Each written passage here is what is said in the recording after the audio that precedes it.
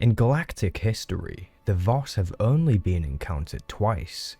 The first contact with Voss happened in roughly the year 7003 BBY, in which the Sith Empire discovered Voss and decided to invade for their rich resources. The Sith learned that only the primitive Garmak species populated the planet, a somewhat intelligent species of alien who were capable to some degree with weapons and technology.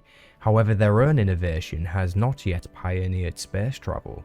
The Jedi Order gathered and seeked out the different Garmak tribes to enlighten them to the ways of the Force. This would also help them defend the world against the Sith invaders. However, in teaching the Garmak the ways of the Force, they also opened up a path for them to discover the dark side. Ultimately, the Garmak would reject the teachings of peace from the Jedi, and instead would use their newfound power with the Force to fight off the invading Sith Empire.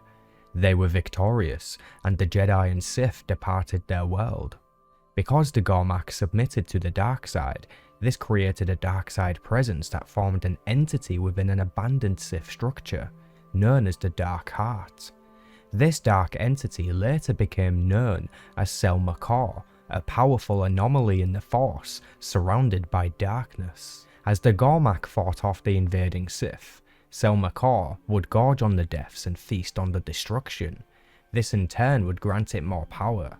Over the next 2,000 years, the Garmak who had learned to use the Force had undertaken a rapid evolution that transformed them into the Voss alien as you know them. Males would have blue skin, while females have red. They had also created an entirely new society and social structure that was completely different from that of the Garmaks they used to be. Garmaks are still present on the world. In fact, they severely outnumber the new Voss species by a significant amount. The new Voss had evolved through the use of the Force, and were now naturally gifted with the ability to see into the future, with visions. Their connection to the Force did not lean upon the light or dark. It sat square in the middle, neutral. Over the past 2,000 years, the Voss and Garmak have been at war with each other. This is something they refer to as the Eternal War.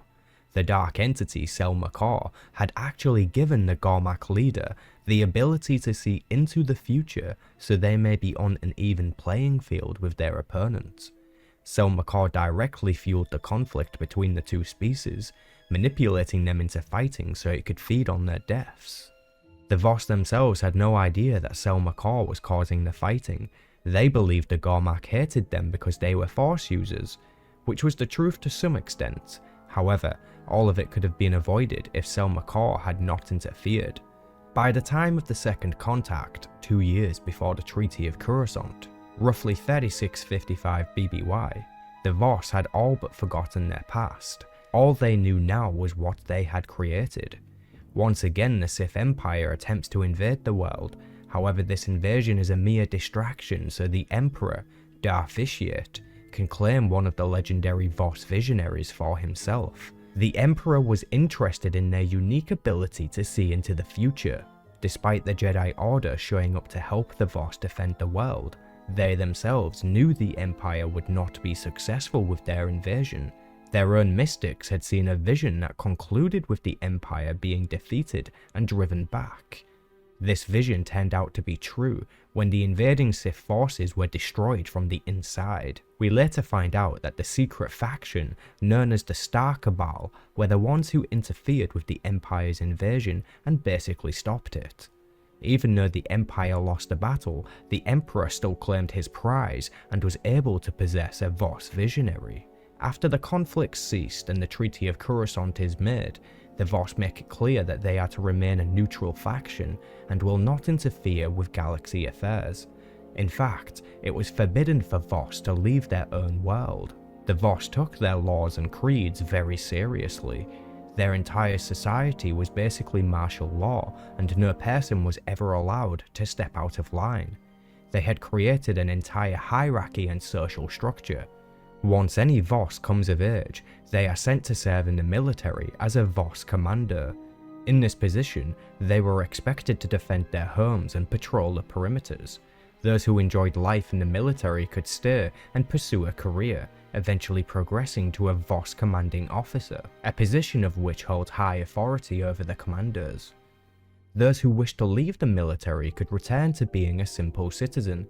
If they chose this life, they could become a farmer, or perhaps even a builder or artist. The Voss were very talented in their architecture. Most of the shrines that they'd built were a sight worthy to be seen. Those who chose a higher calling would choose the path of a Voss mystic. Any new potential mystic had to forego many trials and tribulations. They would have to perform a pilgrimage across their holy lands, seeking wisdom from all the past elders. Many would die, but those who returned to Voss Ka would ascend into the position of Voss Mystic. All Voss Mystics could be found at one of the many different shrines that were scattered throughout their territory. There was almost a mystic for each different kind of thing: healers, dreamwalking, and visions. Many Voss healers were capable of performing rituals that could cure the mind of disease and corruption. Their power ran deep and their connection to the Force was unmatched.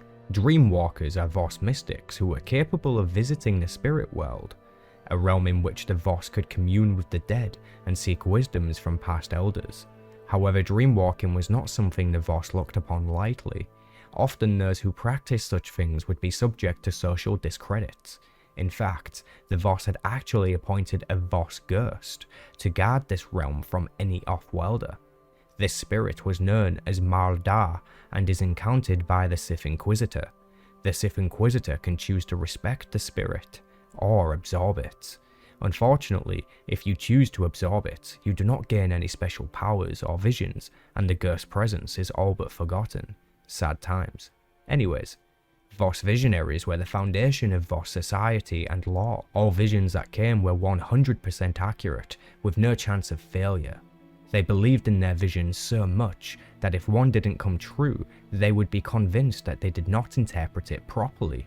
Because of this, they assigned many mystics the role of interpreter, so the most experienced may gather and piece together a vision that may not have been clear. In turn, these interpreters would relay the outcome of the vision to their leaders, known as the Free. The Free is a Voss council that is made up of individuals that were seen in visions. If a mystic says you are to be one of the Free, then so it must be. Any person's term on this council could be as short as 1 hour, or as long as the rest of their life. It was all based on whatever is seen in their vision. The Free were responsible for overseeing the war effort against the Gormak and also keeping together their society. Their final word was law. Corrupt officials did not exist on Voss. While their society is strange and totalitarian, it evidently works and the people are happy with it. Over time, the Voss allowed the Empire and Republic to come to their world, but they had to remain neutral and fighting was forbidden. In the past, the Voss had no need for law enforcement, but now they had allowed the wider galaxy inside, they had to form a law enforcement division. They called these appointed members Voss Adjudicators, responsible for overseeing relations with the Republic and Empire, while reminding them of their rules and delivering consequences. Eventually, the entity Selma Kor is defeated and extinguished by the hero of Typhon, a Jedi Knight who came to Voss to prevent the Sith Emperor from starting another ritual that will consume all life on the world. Through off-worlders, the Voss had also discovered their ancestors were once also Gormak.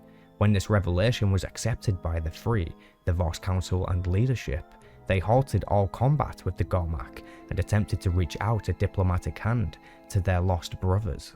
The world of Voss and its precious ancient cities were subject to a mass orbital bombardment in the later years when Valen led the Eternal Fleet. Because of this, the Voss and Gormak were able to settle their differences more quickly and become allies. Along with Selma Kor out of the way, it made things a lot easier for the Voss and Gormak to become friends. Their alliance is still new and it remains on thin ice almost every day, yet the people of Voss and Gormak alike now strive toward a new future. Some Voss such as Sana Ray have now even left the world to help the galaxy in other ways. A fun fact for you, the Voss were actually going to be a playable class in the game Star Wars The Old Republic, and would likely have been similar to the Sage, maybe even a healing focused class. However, they chose not to put it in the game and instead went with the Imperial Agent class, as this would balance out how many Force using classes there would be. So we very nearly had a playable Voss class, but it would have come at the cost of the Imperial agent. In most recent events for the Voss, their mystics had a vision of Darth Malgus. They claim that as he dreams, he awakens a great terror, one that will destroy the galaxy.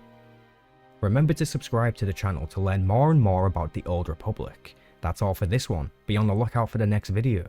May the Force be with you.